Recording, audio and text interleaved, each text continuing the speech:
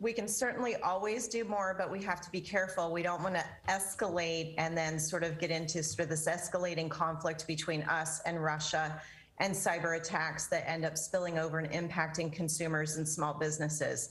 But everybody can access some great free resources as a business person, whether you work for a large company or run your own small business, or you're a consumer. There's some free resources at FBI.gov as well as at Department of Homeland Security, CISA. I would just tell people, always go to trusted, vetted news sources, like a news organization like yours. If you see something on social media and it sounds, like it's talking about a run on the banks, or you're not going to be able to get money out of the banks, take a moment, take a breath. Go to trusted news sources and see whether or not they're talking about this.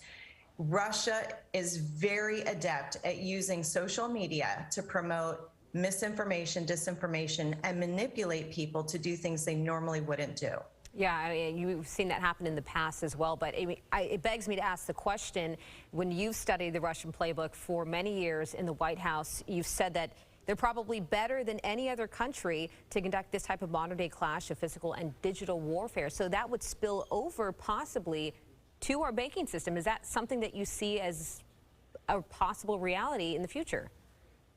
They will definitely try. As we saw in 2017 with an attack that was called NotPetya, there was a booby-trapped PDF sent to a Ukrainian accounting firm, and it ended up going global. It impacted other companies in that ecosystem with the Ukrainian accounting firm.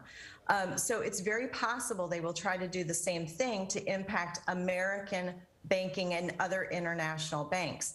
The key is the banks, they've been thinking about this for many years. They've been preparing for this. And if they fall under attack, they have multiple layers of redundancy in place to ensure that the banking system is as safe as possible. You can't stop attacks from happening, but you can be resilient, you can be recoverable, you can be reliable. And the banks have been working very hard on this. So again, I would say, do not fall prey. They win when we fall prey to their misinformation manipulation campaigns. One other thing I would just caution everybody to do, and this is just good to do no matter what's happening in the world, is look at your passwords, look at your multi-factor authentication, make sure that's turned on. If you're not sure if your password is in the wrong hands, you can go to a free tool like LeakPeek or Have I Been Pawned.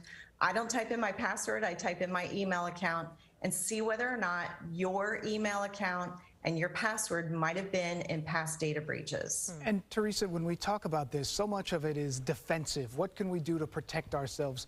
Why not get on the front foot here? Is the U.S., do you think, working at this moment to maybe launch some type of cyber attack, whether it's more of a covert thing or something that the Russians would notice, to put them on notice, not to do that here? Yes, the nation and our allies will be deploying a combination of both covert and overt operations. So an example of an overt operation would have been in 2018.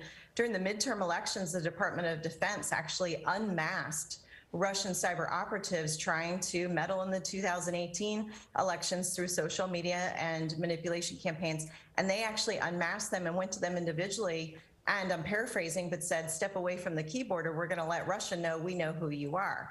And so there are overt and covert campaigns underway to take offensive steps to make sure we know what they're up to so that we can be ready to defend, whether it's military, government, or private sector infrastructure from what might be coming next. What would that look like if we were to do something like that to the Russians? If we were to try to move in now, what do you think that type of thing could potentially look like?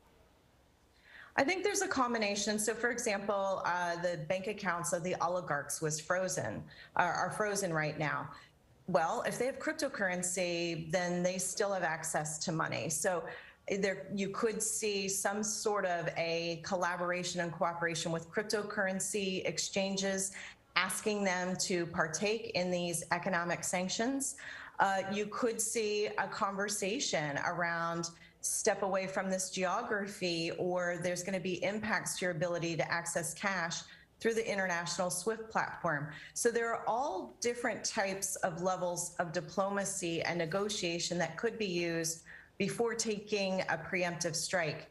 The other thing we have to keep in mind is the Ukrainians, they've been fighting on sort of the front lines of this battle for many, many years.